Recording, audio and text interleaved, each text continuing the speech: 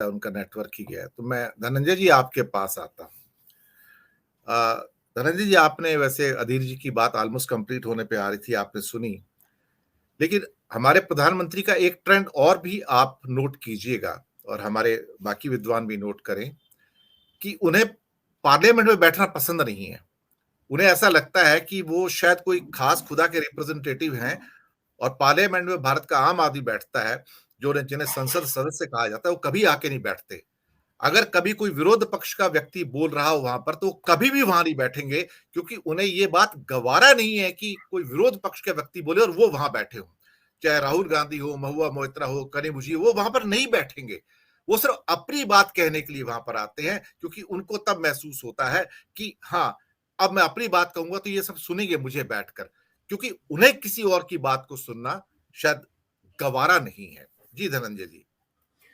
क्या है कि उनके लेवल के कोई हिंदुस्तान में है नहीं, जिनके जितनी बुद्धिमता उनकी है, जितने पढ़े लिखे हैं, जितने समझदार हैं, जितने गंभीर हैं लोकतंत्र को लेकर के, उस लेवल पे कोई है नहीं। उनके नाखून के बराबर भी इस देश में कोई आदमी है नहीं। वो जानते हैं इस बात, इसीलिए वो कभी नहीं बैठते। वो जानते हैं कि आएगा, कुछ बकवास करेगा और बकवास करके चला जाएगा। मजबूरी है, संसद में सांसद है तो वो तो कुछ ना कुछ बोलेगा। अब जो अपेक्षा कर रहे थे सब लोग कि वो राहुल गांधी के सवाल का जवाब देंगे अडानी के मसले पर, तो मुझे तो कभी एक पल भी नहीं लगा था कि जवाब देंगे, क्योंकि मैं ये देख रहा हूं कि पिछले 9 सालों में कौन से सवाल का जवाब दिया। क्या नोटबंदी की थी और जो सवाल उभरे थे, खुद उन्होंने कहा था कि मुझे 50 दिन का वक्त दे दीजिए, मैं फिर जिस चौराहे पे कहिए आ जाऊंगा। कौन से चौराहे पे आए? संसद में तो उस पर जवाब नहीं दिया। कहा था काला धन खत्म हो जाएगा, तो काला धन खत्म हो जाएगा तो अडानी साहब का क्या हो गया? ये कहां से पैसा आया अडानी साहब के पास इतना, जो 609 नंबर से दूसरे नंबर पे दुनिया में पहुंच गए? वो जवाब देना चाहिए था ना कि ये काला धन कहां गया। और जो सबसे ज्यादा पैसा जो जमा हुआ था गुजरात के कोऑपरेटिव बैंक में, वो पैसा कहां से आया था, उस पर भी जवाब देना चाहिए था। दिनेश भाई, आप तो आर्थिक मामलों से जुड़े हुए व्यक्ति हैं, वहां काम किया है आपने, पढ़ाई की है, तो आप तो इस बात को बेहतर समझ रहे हैं। तो ये मोदी जी जो है वो अद्भुत व्यक्ति हैं। अब तक भारतीय इतिहास में ऐसा कोई किरदार नहीं आया, इतना समझदार, इतना जहीन व्यक्ति कोई पैदा नहीं हुआ। मुझे तो लगता है राम भी अगर होते तो छोटे पड़ जाते इनके सामने। आप देखिए कि अभी अधीर भाई साहब ने कहा, सुभाष चंद्रा जी का जिक्र किया, एक टीवी कंपनी के मालिक हैं जो प्रवचन दिया करते थे आकर के कि कैसे जो है सफल हो। फाइनली क्या हुआ सुभाष चंद्रा जी का? उनका चैनल सब बिक गया, सोनी टीवी ने खरीद लिया। तो उनकी बुद्धिमत्ता कितनी थी, वो आज जो है कहीं संसद में नजर आए? कहीं पिछले दिनों आपने देखा कहीं कोई चर्चा उनकी सुनी? तो मोदी जी क्या कर रहे हैं, ये संसद का केवल मजाक नहीं उड़ा रहे हैं, भारतीय लोकतंत्र का मजाक नहीं उड़ा रहे हैं। मुझे लगता है कि जो संघ और बीजेपी का जो चेहरा है उसको सही मायने में सामने रखा है। और जो गोविंदाचार्य जी ने जो कहा था कि वाजपेयी जी मुखौटा है, वो सही में मुखौटा थे। गोविंदाचार्य ने गलत नहीं कहा था। गोविंदाचार्य जी को ससम्मान कांग्रेस वाले को चाहिए सम्मानित करे वो, क्योंकि वाजपेयी जी वाकई मुखौटा थे। वाजपेयी जी को देख के लोगों को लगा था कि संघ इतना निचले स्तर पे नहीं जा सकता है, वो भी एक जरूरी पार्टी है इस देश की और देश की गंभीरता को वो भी समझती है। लेकिन मोदी जी जब प्रकट हुए तो वो सारा भ्रम जो है टूट गया। और अधीर भाई साहब, आपने तो 1.25 घंटा सुना, मुझ में इतनी हिम्मत नहीं है। मैं 5 मिनट नहीं सुन पाता हूँ महामना मोदी जी। महामना मालवीय जी को कहा जाता था, लेकिन मुझे लगता है तो बहुत आगे हैं। महामना के अब महामना मल्टीप्लाई कीजिए पता नहीं कितना बार, उतने आगे। और ये जो है किसी भी विषय पे, जब ये एक मैं बताऊं कि एक फिल्म में इस्तेमाल हुआ था, उसका थोड़ा सा मैं प्रसंग खाली हल्का सा बदलता हूं कि वो जो है लोकतंत्र पे लेख लिखकर, वो पढ़ के गया था गाय पे लेख, विद्यार्थी जो है, और वहां आ गया लोकतंत्र पे लेख लिखने आ गया। तो उसने लिखा कि लोकतंत्र के 4 पाए होते हैं, गाय के भी 4 पांव होते हैं, गाय भी चौपाया होती है, और फिर गाय के बारे में पूरा वर्णन लिख दिया। मोदी जी वही करते हैं, वो कहीं तो बात कीजिए, बात का बादलों सिरा। में, ये तो सर बादलों में राडार जो है हवाई जहाज को पकड़ नहीं पाएगा, थ्योरी भी तो इनकी है। सर अब जो हार्वर्ड यूनिवर्सिटी को मात दे दे व्यक्ति, तो उसको आप तो जो बोल रहे हैं वो हार्डवेयर यूनिवर्सिटी वाली बात कर रहे हैं कि वो रडार जो है नहीं पकड़, रडार को फिर भी ये भेज लेता है, सब जान लेता है। लेकिन ये हार्ड वर्क, ये जो इंटायर पॉलिटिक्स करके पढ़ करके आए हैं उस यूनिवर्सिटी में, जिसको व्हाट्सएप यूनिवर्सिटी कह के आप लोग मजाक उड़ाते हैं, तो व्हाट्सएप यूनिवर्सिटी में पढ़िए ना क्या क्या पढ़ा जा रहा है। वहीं से तो आ रहा है कि जो है सबसे ज्यादा जो है ऑक्सीजन जो है गाय छोड़ती है, वहीं से तो आ रहा है कि नाले से गैस बनती है, वहीं से तो हार्वर्ड यूनिवर्सिटी वाली आप छोड़िए, आप कहाँ वहां विदेशी चीजें आप पढ़ करके आ जाते हैं। हिंदुस्तानी चीजें पढ़िए, खालिश हिंदुस्तानी जो वेद में लिखा हुआ है, जो गीता में लिखा हुआ है उसको पढ़िए।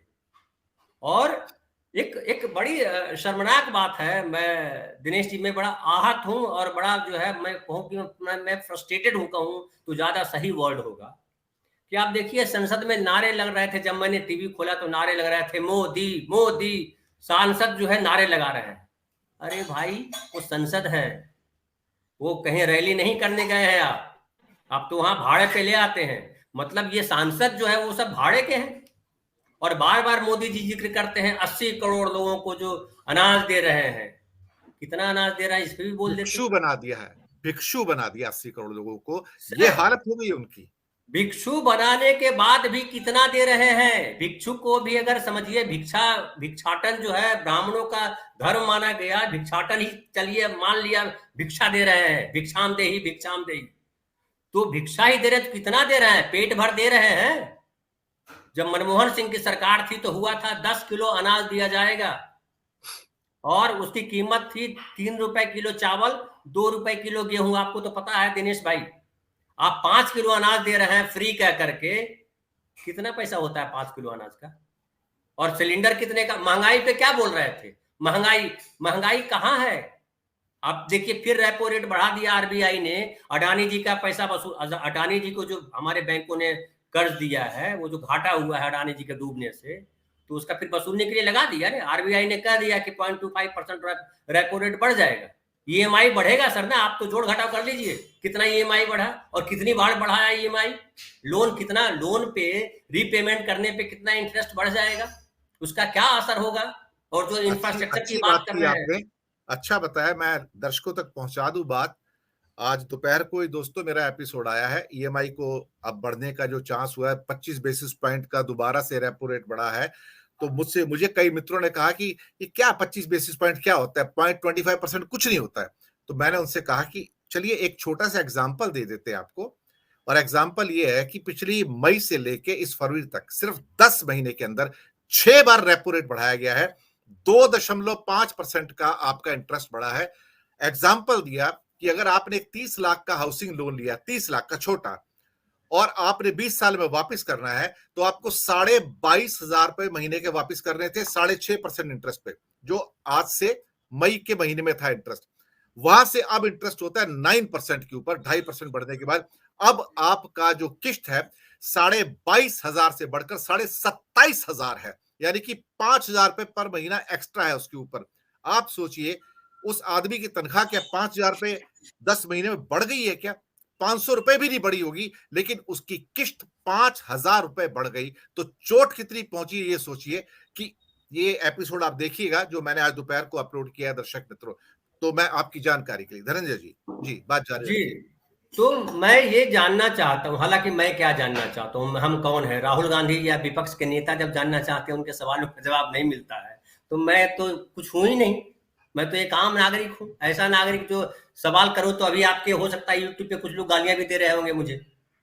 तो बात ये है दिनेश भाई कि जो है ये इनसे पूछा जाना चाहिए था, या पूछा जाता है जवाब नहीं देते कि भाई कौन सी चीज सस्ती हुई, एक चीज बताइए।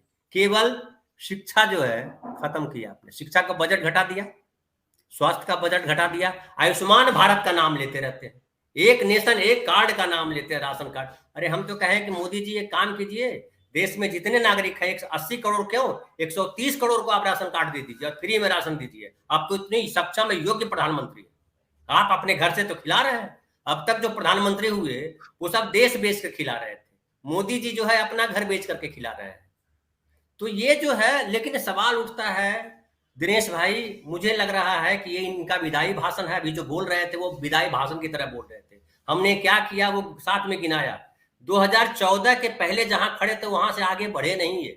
और जो एक रिकॉर्ड बज रहा है, मैंने देखा कि आगे जो है सब ताली बजा रहे थे, लेकिन आगे नितिन गडकरी जी बैठे हुए थे। नितिन गडकरी जी का हाथ आपने हिलता हुआ नहीं देखा होगा टेबल पे, है ना? तो कोई एक भी आध बार जबरदस्ती करके उन्हें टेबल पे लाए बस वो। एग्जैक्टली तो मैं कहना ये चाहता हूं कि अभी मैंने कहीं पढ़ा कि जो है इन्होंने कहा, जो हमारे क्या सभापति महोदय हैं, कि भाई मोदी जी पे, प्रधानमंत्री है, उन पे बहस नहीं हो सकती है। तो क्यों नहीं हो सकती है? राष्ट्रपति पे बहस हो सकती है, राष्ट्रपति के खिलाफ महाभियोग लग सकता है। राष्ट्रपति पहला नागरिक इस देश का कहलाता है, तो पहला नागरिक से सवाल हो सकता है, तो प्रधानमंत्री जी से सवाल क्यों नहीं हो सकता? और एक और बात मैं बोल करके अपनी बात खत्म करूं। एक मैंने आप जानते होंगे शीतल भाई साहब जो एक जर्नलिस्ट है, उन्होंने बड़ा बढ़िया सवाल एक लिखा है, 5-7 लाइनें मैं पढ़ूं कि उन्हें अडानी जी के सवाल का जवाब मोदी जी ने नहीं दिए, लेकिन अडानी जी के एक सवाल का जवाब उन्होंने यहां रखा। ईडी का भी जिक्र किया है प्रधानमंत्री जी ने। उन्होंने कहा है कि 26 जून 2020 को सीबीआई ने जीवीके के खिलाफ एक केस दर्ज किया। जीवीके वो कंपनी है जो मुंबई एयरपोर्ट जिसके जिम्मे हुआ करता था। 26 जून को उसके खिलाफ केस दर्ज हुआ 2020 में। फिर 1 जुलाई 20 को सीबीआई ने उनके दफ्तर और घरों पे छापा मारा। फिर 7 जुलाई 20 को ईडी ने मनी लॉन्ड्रिंग का केस इसी कंपनी पे दर्ज किया। फिर 31 अगस्त 2020 को जीवीके कंपनी ने मुंबई हवाई अड्डे का बिजनेस अडानी की कंपनी को सौंपने का करार किया। इसके बाद से सीबीआई ईडी ने उस मामले की जांच ठंडे बस्ते में डाल दी। तो मैं ये इसलिए बता रहा हूं दिनेश भाई साहब कि ये जो है अडानी पे जो सवाल किए हैं राहुल गांधी ने, उस सवाल का एक छोटा सा जवाब ये है कि ये अडानी जी के लिए जो कर सकते थे, और मैं इसको मैं आधिकारिक तौर पे नहीं कर रहा हूं, लेकिन मैं कहूं कि ये जो है बहुत सारा पैसे का गोलमाल हुआ है। जो भारत का जो पैसा है वो गया है, और इस अडानी जी के पीछे कई सारे नेताओं के नाम कभी किसी दिन जब जांच होगी तो उजागर होंगे। बड़े बड़े नेता इसमें शामिल हैं। काला धन दरअसल यहां गया है, अडानी जी के फाइल में गई है। तो ये आने वाला समय, लेकिन अब कब आएगा